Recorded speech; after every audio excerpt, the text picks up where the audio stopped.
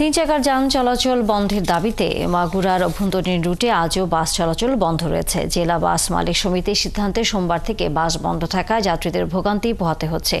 উপায় না থাকায় দ্বিগুণ ভাড়া দিয়ে বিকল্প যানে যেতে হচ্ছে গন্তব্যে। শরীফ তেহরান টুটুলের তথ্য ছবিতে বিস্তারিত। এতদিন বিভিন্ন অলিগলিতে চলাচল করলেও এবার মাগুরার সড়ক মহাসড়কে দাপিয়ে বেড়াচ্ছে ব্যাটারি চালিত রিকশা, যার প্রভাব পড়ছে এখানকার অভ্যন্তরীণ রুটের বাস চলাচলেও।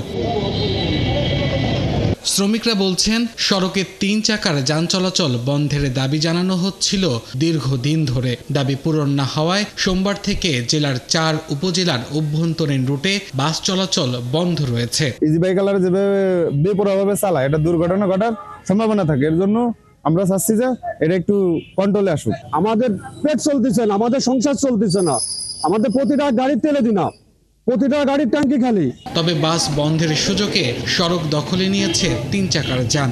এই যানেই এখন বেশি ভাড়া দিয়ে যাত্রীদের যেতে হচ্ছে গন্তব্যে। বাস না থাকার কারণে এই অটোর জন্য আমাদেরকে এখানে ওয়েট করতে হয় এবং এই অটোটা পেতেও আমাদের বেশ সময় লাগে।